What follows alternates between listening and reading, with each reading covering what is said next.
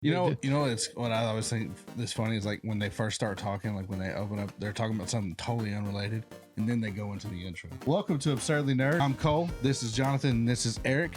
Today we're going to talk about March 24th, the trifecta: Tiny Tina's Wonderlands, Ghostwire Tokyo, and Kirby in the Forgotten Land. We'll also get into some other news, like mostly just talking about speculation on The Witcher 4 and some of the rumors and news that's around that. It's going to be a fun episode. Strap in because we're going for non-stop thrills. Okay? Put on a seatbelt. All right, let's get into the Tiny Tina's Wonderlands. So we started around 4:30. something like that. Yeah. It was early after, It was, middle of the afternoon. The sun was still up. Yeah. Yeah. It was 4:30, and we all get on, and none of our games would go online. Yeah, they wouldn't connect, wouldn't let us invite each other. It was, we just didn't know what was up until we got on Twitter and saw that everyone was having this issue. They had taken the servers down because the shift, the thing that they used to connect people, was messing up. Yeah. So most of the reason that we wanted to play this game was for playing together. We couldn't do that. And we were able to finally get in. It was about 2 hours into trying, probably. And then the frame rate was horrendous. Yeah, it was awful. And I thought it was the game optimization. And thank God it wasn't. It was just those servers being overloaded. But when we got on later, like 5 hours later, Yeah. we finally managed to get in there and the frame rate run smooth. It was nice.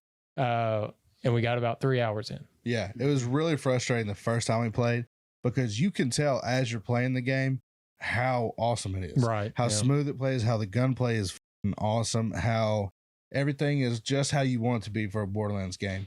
But the frame rate drops, the pausing, the connectivity problems, and then it went offline again. Yep. And so the first time it kind of sat like it soured. We were all three of us were very mad. None as mad as Eric, I would say. Yeah. I like that, man. Eric was like, well, for reference, when we played Borderlands 3, when it released, it had similar issues. Me and Cole were able to get in and play, but Eric could not get in. No, I had issues back. And so this just triggered memories. Yeah. I do want to say, like, I was extremely mad at first, and it was mostly because of that, because Borderlands 3 did what that, what this did. This was a quicker fix than Borderlands 3. Yeah. I feel like Borderlands 3 was like a week or so. Yeah, and the frame issues seem to be in the game rather than in the servers. But I kind of lightened up on them a little bit because they probably accounted for 1 million concurrent players, and then that surpassed that. Like these things happen with multiplayer games. I'm not going to be an apologist. It should still work. You should anticipate a big chunk, But since they got it fixed in the same day, I won't be too harsh on them. It's always hard to try to play a multiplayer game the day it comes out. Right. Yeah. Every time Anthem, like so many. Well, Anthem's not a good example because that was just in general not right. good. Yeah. But plenty of games, plenty of great games. Warzone had issues at the beginning, so it's going to happen. But we'll get into the actual game once we got into it. It was fantastic in my opinion. The character creation is awesome, dude. Right from the character start. creation is the for me the best part of this game, and that's saying a lot because everything in this game is like 8 out of 10, 9 out of 10, 10 out of 10. I think the character creation informs what you're going to do in the game so much, like you're able to role play right from the start. Like a lot of games don't do that for me. Like Dark Souls games, it's not so much the character creator that's forming me, it's what I'm picking up in the game. And it's also like in other games when I'm creating a character, that's the end of it right there. It's just who I want it to look like. Yeah. But I'm actually playing this character as how he would exactly play. Yeah. And I love that about it. Like the role playing feels legit, especially with friends, that you can get into that and have that dialogue and play that way. I mean, that's what it's supposed to be because it's a D&D inspired game, and I feel like they've hit that really well. Yes, I think so too. I mean, like you said, the story's amazing. Andy Samberg kills it. Wanda Sykes is pretty good. It's a weird choice. I don't know if she's a gamer. She may be a gamer. She may be a D&D person. I don't know, but Andy Samberg is so light and hilarious, and then Wanda Sykes plays the. I like a lot of her line delivery. Her jokes it times out well. And I will say, I don't want to get ahead of ourselves. I still feel that thing like I did in Borderlands 3, where I'm like, oh, I don't need this in my ear while I'm trying to do this. Like sometimes they're just a little overbearing. Not so much those two characters, like they're kind of sparse, like streamed out in a good way. Well, what's his name got on my nerves? Torque. I think it's just because we've been playing so long. Yeah. But that, he's always over the top. I expected that, but like the the goblin that we're on the side quest with was driving me nuts. She never shut up. It's like just a continuous stream of dialogue that I can't really listen to because I'm fighting this big battle. Yeah. And she would not shut up. And then also when you got the game audio, then you got her talking, and then I got two people I'm playing with. I want to talk to them. Like, don't get me wrong, I want to be in the story. It's going to be fun, but that's very nitpicky for me. It's fair. I will say, as a massive Borderlands fan, they have a problem with having silence in their games ever.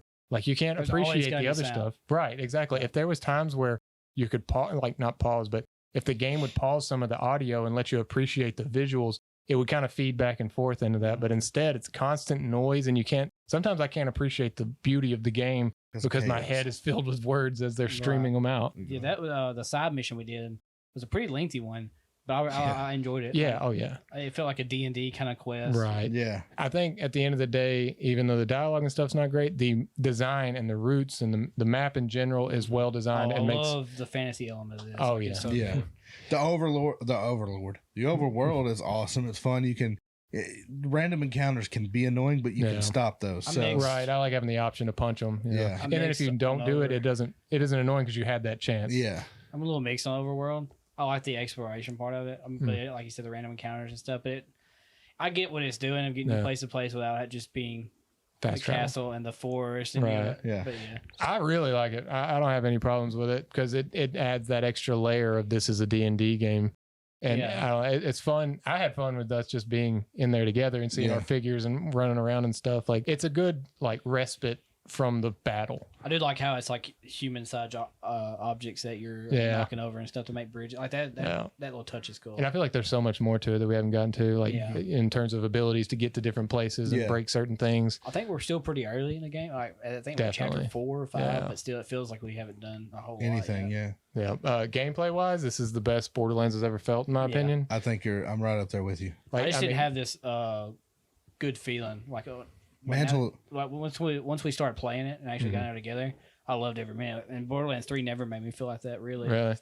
Borderlands 3, the mantle was a little bit weird. You had to hit it just right angle. This you don't have to do it. It's so much easier. Yeah, everything's cleaner. It's just more polished. I think Borderlands 3 played great. Honestly, I don't have many complaints with it. I just had a problem with the set pieces and stuff in 3. Like, it just wasn't my jam. No, that's fair. The spells are a huge boost for me. I like grenades in Borderlands, but I like the spells better. It just feels so much more connected to your character. The spells are cooler because they're wild as like, if you have grenades, it's a wacky Borderlands world, but you can't be like, one of the spells is like pulling a meteor from the sky. That's dope. You can't do that with a grenade. I mean, I guess it makes you feel more badass than just throwing an object. You know? Yeah. I love, because I always throw both my spell, then use my special right after. Wipes a big area wipe. I love the flow of looking at that corner. And it's like, okay, I'm about to do it. And so you're in the gunfight, and then it's like, okay, here's my special. Use that. I was trying to run in, get a bunch of them in my circle. And I wound up going with the spell shot, and I'm so happy I did. I almost went with the Clawbringer, which you did. That's what I did. Yeah, Cole did. But the spell shot's so fun because I got a second spell, and so I'm just constantly going back and forth with these spells, and it just feels like a great pace to the game. Yeah, I like the tank characters, the characters of the area of effect, attacks and stuff. So it was pretty cool, and plus it's also like a fire and lightning based. Yeah, and then I can flip my spells. Like, I can have one spell as a frost, and then I can have my main attack as like what is it, a fire? So that if I get one that's resistant, I can use the other one. So I mean, it's fun. Yeah, because you come up against different enemies. Like when we're fighting the goblins, they got different elements and stuff. So it's like, I can't use my fire here as much, But it's a good strategy you got to go with. That's another thing. The enemies, I haven't came across one that I didn't like fighting. Right. Borderlands 3, there was a lot of them. Like, I just don't want to fight these guys. I say most of them have been fun so far. Yeah, they seem squishy. Obviously, we're early in the game, so they're going to be squishier. But it doesn't. There's a lot of tanky enemies in Borderlands 3. I don't know. When I was playing with you guys, it wasn't so squishy, and then when I was playing by myself, it was like super squishy. Well, I think they pump it up. It just does a little if it's bit. 3 of you, but I feel like I was killing them pretty quick. I was killing them pretty quick too, but I don't know. The one thing that I don't like about Borderlands, this one and Borderlands 3, but I'm not getting as many like high weapons that I want. Yeah, well, I'd say 3 had too many high weapons. Yeah, that's what I'm saying. Well, I'm talking about I got gold pretty early in 3. Yeah, like I felt like there was a bug at one point where you got gold every time you killed something. Yeah, I think it was like a weekend that they did. Yeah, like I didn't like it. Or something. But this, I agree, and I don't think it's so much that weapons. I mean, they're not dropping. It's just there's so many customization items now. Yeah. You're getting every time you see a purple, I feel like it's a customization, which I like. I like customizing my character, but also want to have better guns. Yeah. You get stuck on a gun that's level 5 and you're level 9, and it's like every time you kill something, there's an armor or a shield or something like that. Armor, honestly, yeah. I was expecting more out of the armor. Yeah, I feel like it's a very small change. I mean, there was so much in the character customization. I was like, oh, the armor stuff is gonna be really cool. But maybe once we get some legendaries, like the one Cole has now, he got the only legendary. It looks better, yeah. But yeah, I'm really enjoying the game. Can't wait for many more nights like this. I don't know how long it is, how long to expect it to be. I would imagine 20, 25 hours for the main line. And we're going to do a lot of side stuff because I don't want to rush through this game. And we'll replay it. Yeah. And there's raid bosses. Right. Yes. That's what I'm looking forward to is when we get powerful enough to take them on. Are they already in the game? Yeah. Okay. I think there's 2. 3. Right? 3? Oh, great. And then I know their DLC season pass stuff's already out. So I'm sure that'll be rolling out this year too. So I think we'll do a lot of talking on that. So I played, it was just today actually, I played about 45 minutes of Ghostwire. A lot of cutscenes, so I didn't get a whole lot of gameplay. Mm-hmm. But I did get the first spell you got, and it's your basic single shot, or you can charge it. Enemy type's pretty cool. I like I like going against them, but other than that, there's not much on it. The story seems like it's cool. Didn't realize it was rated T. So that is weird. I was like, well, it's not going to be as horror as I thought it was going to be. Yeah. But like the enemy designs are still creepy, that Japanese lore kind of creatures and stuff. Do you feel like Doctor Strange? Off of one spell, it's hard to basically. Actually, the shield is really cool because it is like a circle. Mm-hmm.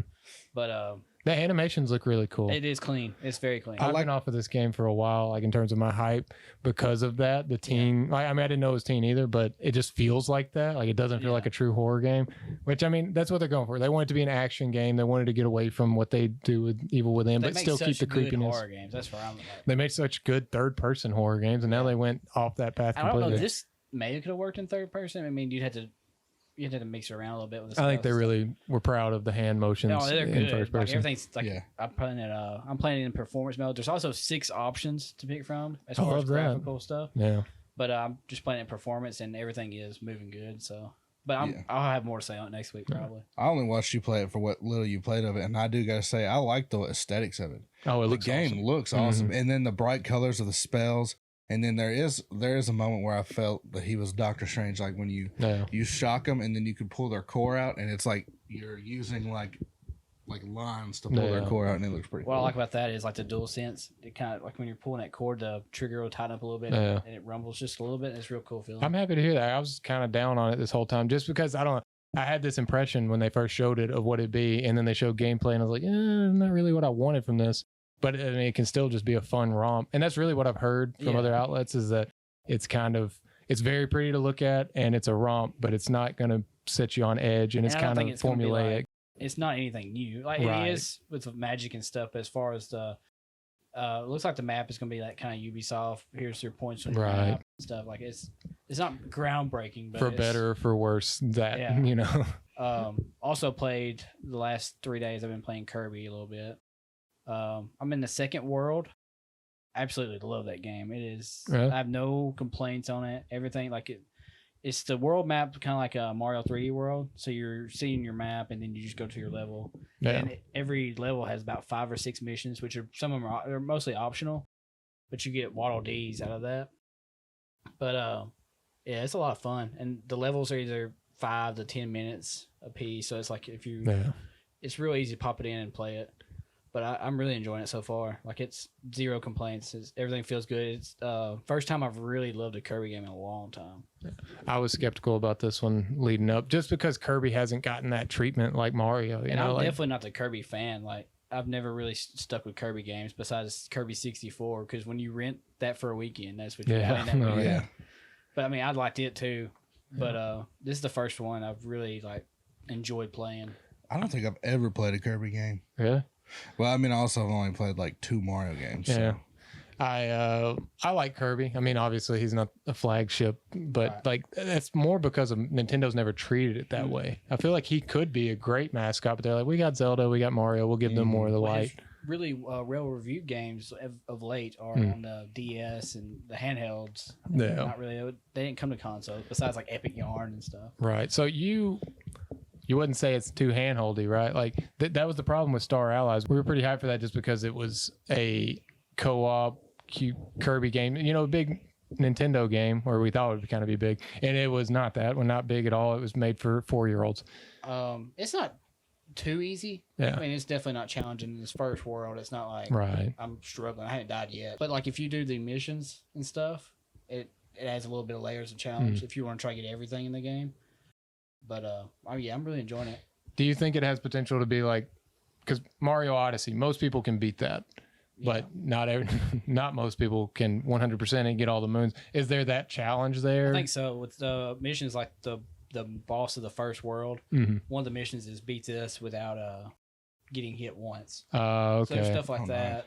Like I like that. I love when they add things that can be for older people that are more veterans of game, that type of game. And the rocket in Mario Odyssey, like there's kind of like bonus little platforming levels. Oh yeah. On this, there's your main missions, like your main little set pieces, pretty much, because every one of them has felt like a set piece. That's what I was gonna say too. Like every level has had a cool moment in it. But there's these little levels off to the side of those that you can do. It's kind of like just your skills. Like there's a fire one where you're having to catch certain things on fire, and time limit and stuff. I mean, it's really good so far. I think you'll really like it, and it's co-op. So that's awesome. So it does feel AAA. Like that was really my biggest concern was it was going to be a AA game. It feels like the first year of Nintendo Switch is how they're putting out really good games. Yeah, it feels kind of like that era. Well, that's great. I love to hear it. All right, now we're going to move on to the news, and by the news I mean Witcher 4. Yeah, that's the biggest news in my opinion. Yeah, I think so too. It's like they released the still footage of a medallion that was covered in snow, and it didn't look like the normal medallion. And some like people were commenting on the subreddit and some other places, and they were like, yeah, it's going to be about a new school. I think that's what they're saying. And it's also going to be Unreal Engine 5 instead of their engine. That's big. It's big because I think they're doing that because it's easier to hire people that are familiar with Unreal instead of their, making everybody learn their engine, because look what happened to Cyberpunk. Right. What do they use for Witcher 3? Do they use the same one for Cyberpunk? Or? CD. Yeah, it's just their engine. What? I don't even know what they call it. It's CD engine, CD Projekt Red engine. No, I don't know. I think it's CD Red or something. Yeah. Cyberpunk, when it plays and stuff, it looks. It's a good engine. They just didn't optimize that game. Right. That's all that is. And it's easier to hire people that are already familiar with something like Unreal. And I mean, like it's a good engine, but Unreal Engine 5 is literally the best you can get outside of maybe the RE engine, but that's very really good. It's niche though. Right. Like I don't feel like it could go to every game. I've been here, like a lot of the subreddits and stuff are talking about Siri as a playable character. Yes, there's a lot of because depending on which ending you get, and I think the canon ending for 3 is that spoilers. Spoilers. She survives the end, and she's on good terms with Geralt, and then she just lives the rest of her life as a Witcher. That's a good way to go about it. Ungenetic Witcher. I am planning on replaying Witcher 3 when the next gen update comes out this year. Yeah. I need to get through that before then. I love the game. I mean, we've been over this before. So I love the game, and I need to finish it, especially since they're doing the upgrade. So should we all play it together at the same time? That'd be fun. That'd be cool. Yeah. That'd also be a good Let's Play. Oh yeah, we could do a Let's Play. Maybe we do that. We'll see when we get there. That'd be fun. Yeah. You heard it here first. You heard it here, Foist. But yeah, what do you want? Like, I actually watched a video last night about games that have so much success that they kind of kill themselves because where do you go? Yeah. And I feel like Witcher 3 could be in that territory where it's like, how much better? Look, Fallout 4, great game, but Fallout 3 did so good and New Vegas did so good. Well, not really streamlined you, but it sends you to your next location. Yeah. And then there's all your quests are usually in that hub of that city or something. And then but you always knew where to go next.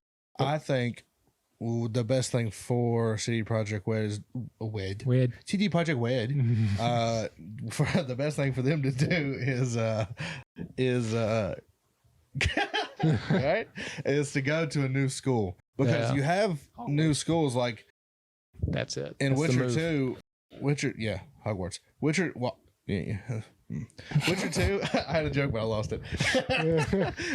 No, Witcher 2, you have a guy, Lethos. I think his name is Lethos, but he's a Witcher from another school, and he kills the king, and then people think it's Geralt and blah, blah, blah. And then however that ends in Witcher 2, he shows up in Witcher 3. So there is built-in lore that there's other schools. Yeah. It would be cool to see the other schools. But do you think it just gets bigger? Like, because Witcher 3 is already, in my opinion, bordering on too big. Yes. Like, I mean, it's not too big, but, like, for me, it's very daunting. I like their style, the way they do their maps better, though, than I do something like Ubisoft, like Cyberpunk. It felt like it was contained. It was a big map, but it was contained. Like, it led you well. Would it be better if it was in a different area or same area, different time zone? Yeah, either way. I mean, it'd have to be in the future quite a bit to be in that same area. Future or... I don't want a prequel. Do not give me a prequel of Witcher. Well, that would be more abundant Witchers. Yeah, but I'm Geralt. Like, if they change that, I'm gonna be mad. I mean, obviously, I'm fine with Ciri being also a playable character, but I want Geralt to be the main character. Oh, you want Geralt to be... I was thinking, like, whole new school, whole new character, new area. I wouldn't know. That would be unfortunate to leave behind such a strong character. Yeah, but you said it yourself. I know. And again, that's the thing that happens when a game has so much success. It's like you want change, but you don't. So that's where I'm sitting on this game. Yeah, now that you're bringing all this shit up, it's making me fucking bittersweet on it. Oh, yeah. Because I want another Witcher game, but I don't want them to mess it up. Right, yeah. Well, that's where I'm sitting on Elden Ring as well. Like, where do you go from there? Yeah. Like, and also, no offense to Armored Core. Yeah, you go to Armored Core. Yeah. I hope that's wrong. I don't know. Yeah, for reference, he's bringing up the leaks are that FromSoft is working on Armored Core now that they're done with Elden Ring, they got DLC too, but that's supposedly the next game, and I do not know if they'll actually do that. Armored Core, I don't know how they'll do that. Like a remake of it, or they made the first. They made Armored Core back in the day. Did they? Supposedly they were returning to it, but I think they've earned that to do what they want creatively. They have earned it actually in their free time, but give us a real game. See, that's exactly what that video last night was talking about, was how fans think they're owed that, and that's why Call of Duty is what it is. Oh yeah, is because they're afraid to change, because if it ain't exactly what the fans want, which is the same game, they'll riot and they won't buy it. Like Ghost instead of Modern Warfare 4 failed. Yeah. But not failed. It's still. I mean, it's Call of Duty. They sold a lot. My thing with it is Bloodborne 2. That would be the way to go, I think. Yeah, I agree. Like over Armored Core, I just think the audience is better for a Bloodborne, not even a Dark Souls 4, because this is pretty. Elden Ring is Dark Souls 4. I'm trying to think of it in the way of, if I was a developer, you're a creative, like that's what you are. You want to do your own project. Right. You're removing the creativity part of it when you want them to make sequels. It's like, I want to make something new, not more Bloodborne bosses. Which I'm a big Bloodborne fan. I love that. I was just joking. No, I know that. But there are people out there that are that way. That's how the Halo community is. That's why, like, people who, what's his name? Miyazaki, who did Death Stranding? Not Kojima. Miyazaki did. This guy, Elden Ring. No, Kojima, that's why you respect him. Like, his games are not for me, but they're for him. Yeah, he's going to do what he wants to do. And he built the shit out of them, like, the way he wants them. And, you got to respect that in a developer. I still think we'll get his take on Silent Hills eventually. Maybe. I don't know. That would have been such a That was a rumor a while back. That would have been such a great horror game. Yeah. But that's a way off topic. I think Witcher it had to happen because Cyberpunk did what it did. Yeah. So it was like, maybe they were going in a different direction, but they're like, we got to go back and make Witcher to get some goodwill. We got to make a goodwill. I think they're actually going to cancel their multiplayer and stuff for Cyberpunk. Yeah, at this point, I don't see why not. Nobody trusts that game enough or has enough goodwill for it. I really haven't heard how it did. Like, I know how it runs on my PS5 and stuff, but I didn't hear of the great resurgence of it, really. No, I mean, there was a good portion of people that jumped back in, but I still haven't save it. Played enough of it to even talk about it. Yeah, you need to. It's it is a good game. It's just not great. It isn't a masterpiece. Right. That's just not what it is. Which is a bummer because my hype levels for that game. Yeah. But no, that's neither here nor there. Yeah. The Witcher talk reminded me that a while back, there was news of one of the guys that worked on The Witcher 3. I'm pretty sure he might have been a director. He's making his own thing, right? Yeah, he has his own studio, and he's calling it a AAA fantasy RPG. And I was like, oh, he's making another Witcher game. But he's saying AAA. I don't know. Like, it's hard to believe he's breaking off and starting a AAA right out of the start. Making Snitcher right now. Yeah, Snitcher. But that's exciting to see the combating forces there, you know, because he's obviously a little peeved at them if he's going and doing the same game. The Great Warrior Snarl. But yeah, I'll be excited to hear more about that. No, it's just Gerald. Yeah, Gerald. Yeah. But yeah, I think that does it for this episode. It was a short one this week. Like and subscribe if you enjoyed the content. Tiny Tina's Wonderlands. Ghostwire Tokyo. And Kirby and the Forbidden... I forgot. It's your game, Eric. It was forgotten. So. And Kirby and the Forgotten Lands. Yep. Well, he forgot it. So. Yeah, I forgot. All right. Yeah. That's what they meant for you to do. Yeah. Ghostwire Tokyo. And Kirby and the Forbidden Lands. You still did it wrong. Again.